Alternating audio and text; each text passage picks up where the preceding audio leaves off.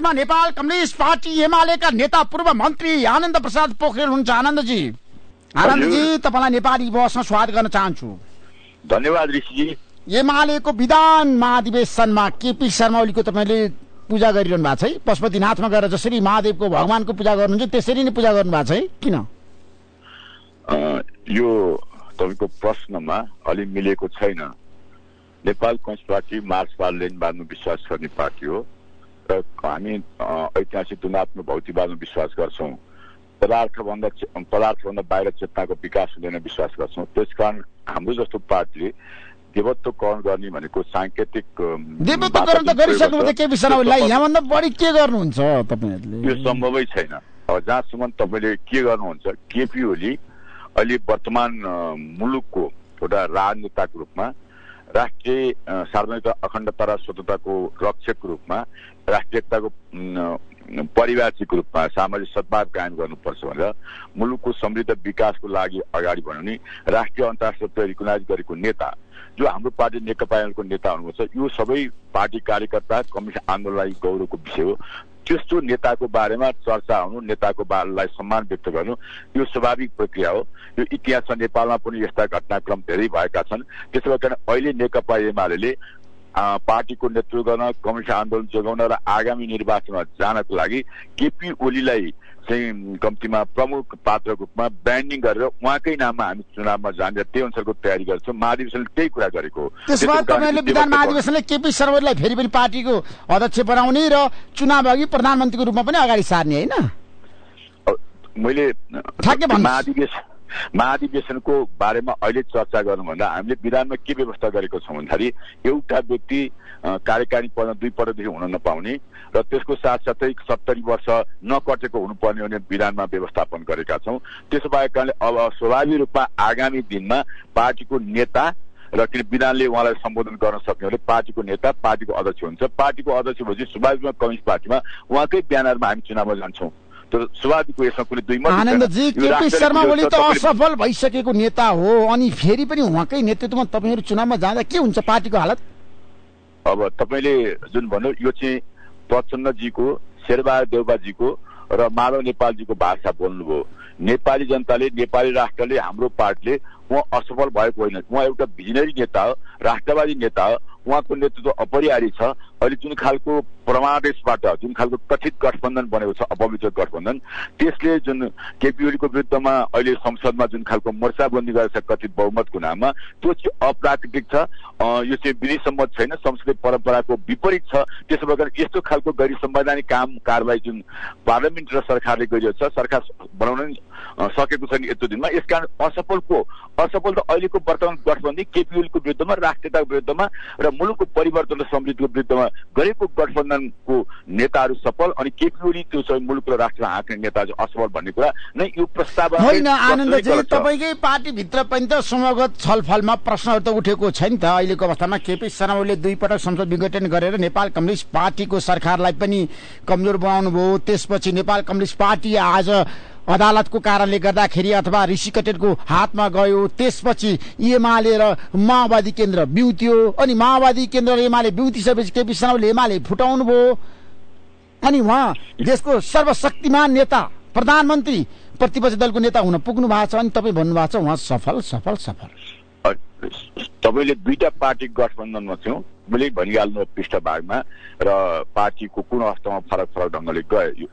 तर त्योभन्दा पनि कम्युनिस्ट विरोधीहरू, मार्क्सवाद विरोधीहरू, केपी ओलीको व्यक्तित्व सहन नचाहनेहरू, केपी ओलीले गरेको राष्ट्रलाई समृद्ध गर्न, अखण्डता र स्वतन्त्रताको पक्षमा अनि केपी ओलीले भनेको भूगोल सानो वा ठुलो हुन सक्छ, जनसङ्ख्या सानो वा ठुलो हुन सक्छ, तथा सार्वभौम सत्ता र स्वतन्त्रता सानो ठुलो यो बराबरी हुन्छ भन्ने हैसियत हिम्मत राखेर जुन खालको चाहिँ नेपालको राष्ट्रिय एकतालाई सुदृढीकरण गर्ने, राष्ट्रिय एकतालाई जुन काम गर्नुभएको थियो र 2032 सालदेखि नेपालको नक्सालाई गायब भएको भूमि फिर्ता गर्ने चुच्चे नक्सा प्रकाशन गर्नुभएको थियो। भारत सेना हट्नुपर्छ आवाज उठाउनु भएको थियो। त्यो आवाजलाई सुन्न नसक्ने, यो आवाज उठाइरहेकोमा भारतीय सार्वभौमत्व हस्तक्षेप गर्यो भनेर बोल्नेहरूको लय मिलाउँदै केपी ओलीलाई हटाउन लाग्नेहरू केपीओलीलाई हटाउन लाग्नेहरू ती दलालहरू हुन्, विदेशी इसारामा चल्ने मान्छेहरू हुन्। त्यसो भएको कारणले गर्दा यो पार्टी यो कष्ट फुटेको राष्ट्रिय एकता र कालापानीबाट भूमि फिर्ता गर्नुपर्छ भन्ने पक्ष एकातिर, त्यसमा आत्मसमर्पण गर्नुपर्छ भन्ने पक्ष अर्कातिर भएको कारणले हाम्रो पार्टीमा फुटेको होइन, चोइटेको छ। अहिलेको विधान महाधिवेशनमा देखिएको छ। आज माधवकुमार नेपाल समूह, झलनाथ खनाल समूह शक्तिशाली भयो। तपाईँलाई थाहा छ, उहाँले नेपाल कम्युनिस्ट पार्टी एकीकृत समाजवादी गठन गर्नुभयो, देशभरि सञ्जाल बनाउनु भयो, संयन्त्र बनाउनु भयो, संगठन विस्तार गरिरहनु भएको छ। अब दुईपल्ट प्रधानमन्त्री भएका, दुईपल्ट पार्टी प्रमुख भएका मान्छेले जिल्लामा अलिअलि सम्पर्क हुनु स्वाभाविक हो। त्यो सम्पर्क भएको कारणले गर्दाखेरि पार्टीको स्वरूप देखाउँछ। म तपाईँलाई दावा साथ भन्छु, मैले पनि कुनै अर्को नयाँ पार्टी बनाएँ भनेदेखि म 77 जिल्लामा जिल्ला कमिटी बनाउने हैसियत राख्छु। त्यसो भएको कारणले गर्दाखेरि त्यसो भन्दैमा त्यो पार्टी बन्छ छैन, समूहको नाम त बल्ल पार्टी बन्दैन र समाजवादी भन्ने पार्टी यो केही दिनको चुरीफुरी कसैले इन्भेस्ट गरेका छन्, कसैलाई देखाउनु पर्छ केपीओली र एमाले सक्यो भनेर भनाउनु पर्छ। त्यसको खेतालाको रूपमा काम गर्ने खेतालाहरूको पार्टी धेरै दिन टिक्दैन। त्यसलाई समाजवादी पार्टीलाई त अर्काले बनाइदिएको, अध्यादेशले बनाइदिएको पार्टी हो। अध्यादेशले बनाइदिएको पार्टी शेरबहादुर देउवाजीले बनाइदिएको पार्टी हो, प्रचण्डजीले बनाइदिएको पार्टी हो। उहाँ त्यतै विलय हुनुभयो नि त्यो अर्को पल्ट। तर समाजवादी पार्टीको अस्तित्व आएर यो मुलुकको नेतृत्व गर्ने सम्भावना छैन। यो त कम्युनिस्ट आन्दोलनलाई कमजोर, नेपाली कम्युनिस्टलाई कमजोर बनाउनको लागि प्रायोजित ढङ्गले बनाएको पार्टी हो। अब नेपालमा कम्युनिस्ट पार्टी भनेको हामीले नेतृत्व गरेको नेकपा एमाले र केपीओली नेतृत्व पार्टी मात्रै कम्युनिस्ट पार्टी हो। अरू सबै र विदेशीहरूको इसारामा चल्ने र मुलुकको समृद्ध राष्ट्रियता र सार्वभौमिकतालाई कमजोर बनाउने र मुलुकको सामाजिक सद्भाव र जातीय सद्भावलाई बिथोल्ने तत्त्वहरूको एउटा गठजोड मात्र हो। त्यसकारण हाम्रो पार्टीको विरुद्धमा यी कुनै पार्टीको अर्थ छैन। हिजो पनि प्रचण्डजीको आवाज सुनेको छौँ, शेरबहादुरजीको आवाज सुनेको छौँ। केपीओलीलाई पराजित गर्न एक्लै सक्दैनौँ। त्यसकारण यो गठबन्धन आगामी निर्वाचनसम्म जानुपर्छ भने के हो? कुन पार्टी शक्तिशाली, कुन पार्टी ठुलो, कुन पार्टी बलियो, कुन पार्टीको नेता भिजिने भन्ने कुरो पनि यसबाट प्रतिपक्षीहरूले गरेका, हाम्रो प्रतिस्पर्धीहरूले गरेका अभिव्यक्तिबाट प्रष्ट हुन्छ। मलाई के बताउनुहोस् भन्दाखेरि अब तपाईँहरूको कुरा गर्न चाहन्छु म, केपी शर्मा ओली निर्विकल्प नेता हुनु भएन एमालेमा, अब उहाँको विकल्प छैन। विकल्पहरू धेरै छन्, तर उहाँले नेतृत्व गर्न चाहुन्जेल र विधानले दिउन्जेल कार्यकर्ताले अनुमोदन गर्नुन्जेल उहाँ निर्विकल्प नेता हो। तर यसको अर्थ केपी ओली मात्रै, हाम्रो पार्टीमा धेरै ईश्वर पोखरेलहरू हुन्छ, विष्णु पोखरेल, शङ्कर पोखरेल, घनश्याम भुसाल, सुरेन्द्र पाण्डे, भीम रावल जस्ता नेताहरू पनि हाम्रो पार्टीमा हुनुहुन्छ। तर तपाईँहरूले जुन किसिमको रणनीति अपनाउनु भयो नि त, केपी शर्मालाई अगाडि सारेर सर्वशक्तिमान बनाएर एमालेलाई कमजोर बनाउने, यतिखेर तपाईँको पार्टीभित्र छ नि बहस जारी छ क्या, केपी शर्मा ओली केन्द्रित बहस छ, पार्टीलाई कसरी अगाडि बढाउने भन्ने बारेमा त्यहाँ छलफल हुँदैन। हामीले पार्टीलाई राजनीतिक प्रतिवेदन पास गरेका छौँ, सांगठनिक प्रतिवेदन पास गर्दैछौँ, विधान संशोधन गर्दैछौँ। त्यसकारण यी सब राजनीतिक प्रस्तावलाई पास गर्ने हो र हामीले अर्को राष्ट्रियमा नेतृत्व चयन गरेर अर्को महाधिवेशन हामी आयोजना गरेका छौँ मङ्सिर 10 देखि 14-15सम्म। त्यसबाट त्यति बेला नेतृत्व चयन गर्यो। त्यस अहिले हाम्रो नीतिको बहस भएको छ, पार्टीलाई संस्थागत गर्ने कुरा भएको छ, विधानलाई परिमार्जित गरेर अहिले समय अनुकूल बनाउने कुरा भएको छ, संगठनलाई समय अनुकूल चलाउने कुरा भएको छ। त्यसकारण जब हामीले मार्क्सवाद लेनिनवादको प्रकाश जबलाई हामीले मार्गनिर्देशक सिद्धान्त रूपमा संस्थागत गरेका छौँ र त्यसै गरी चाहिँ हामीले चाहिँ अहिलेको एउटा एक खालको पुँजीवादी क्रान्ति सम्पन्न भएपछि अब हामी समाजवादमा जाने आधार तयार गर्ने, वैज्ञानिक समाजवाद निर्माण गर्ने कुरा गरेका छौँ। त्यही अनुसार संगठन व्यवस्थापन गर्ने कुरा गरेका छौँ। त्यसकारण यो नीतिको कुरा हो, नीतिको आधारमा छलफल भएको कुरा हो। अब नेतृत्व चाहिँ हामी अर्को मङ्सिरमा हुने महाधिवेशनमा चयन गर्छौँ। त्यसैले हामीले नेतृत्व केन्द्रित बहस गर्दैन।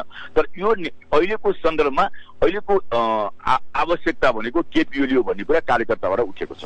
मलाई जाँदा के बताउनुहोस् भन्दाखेरि अब तपाईँको पार्टीमा समूहगत छलफलमा चाहिँ वरिष्ठ उपाध्यक्ष सहित 7 उपाध्यक्ष 3 उपमहासचिव राख्नको लागि सुझाव आएको छ, त्यो सम्भव छ? सचिव कतिवटा हुन्छ? अहिले कम्तीमा केन्द्रीय कमिटीले पास गरेको डकुमेन्टमा पनि 3 जना उपाध्यक्ष, 6 जना सचिवहरू भन्ने र 1 जना महासचिव र अध्यक्ष भनेर आएको छ। र त्यसो हुँदाखेरि अहिलेको संहिताको सन्दर्भमा कम्तीमा भूगोलको आधारमा यी पदलाई विभाजन गर्नु राम्रो हुन्छ भनेर समूहमा विभिन्न प्रदेशबाट आउने समूहहरूले कम्तीमा आफ्नो भूगोलमा एउटा उपाध्यक्ष एउटा सचिव होस् भनेर माग स्वाभाविक हो। यो खालको माग उठेको छ। त्यसो भएको कारणले उपाध्यक्ष धेरै हुँदाखेरि अर्को वरिष्ठ उपाध्यक्ष भयो भनेदेखि कम्तीमा अध्यक्षको अनुपस्थितिमा फेरि त्यहाँभित्रको चाहिँ आफ्नो व्यक्तिगत इन्ट्रेस्ट सर्भ हुन सक्छ। अहिले त्यसको पनि दिशानिर्देश गर्यो भने राम्रो हुन्छ र भोलि व्यवस्थापन पनि गर्न सजिलो हुन्छ भनेर अत्यन्त गुडविलको साथ सद्भावको साथ नेतृत्वलाई सुझाव दिएको हो। यसमा चाहिँ कुनै भारी भरपाई बनाउन अथवा त्यो गर्न होइन कि कम्तीमा विधानमै व्यवस्था गरेपछि एउटा सबैले आफ्नो यो ढङ्गले म काम गर्छु, मेरो पोजिसन यो भनेर क्लियर गरेर अगाडि जाने स्थिति हुन्छ। तपाईँले मैले हाम्रो पार्टीमा धेरै इतिहास बोकेका नेताहरू हुन्छ, युवा नेताहरू हुनुहुन्छ, त्यसको पनि समायोजन गर्ने र नेतृत्वलाई क्रमशः अब अर्को महाधिवेशनमा भने अब 5 वर्षपछि अथवा अहिले हामी 78 मा छौँ, 83 मा हुने निर्वाचनमा नयाँ पुस्ताको महाधिवेशन नयाँ पुस्ताको हातमा नेतृत्व जाओस् भन्ने विषयलाई आत्मसात गरेर यी चिजहरूलाई चाहिँ व्यवस्थापन गर्न सुझावहरू आएका हुन्।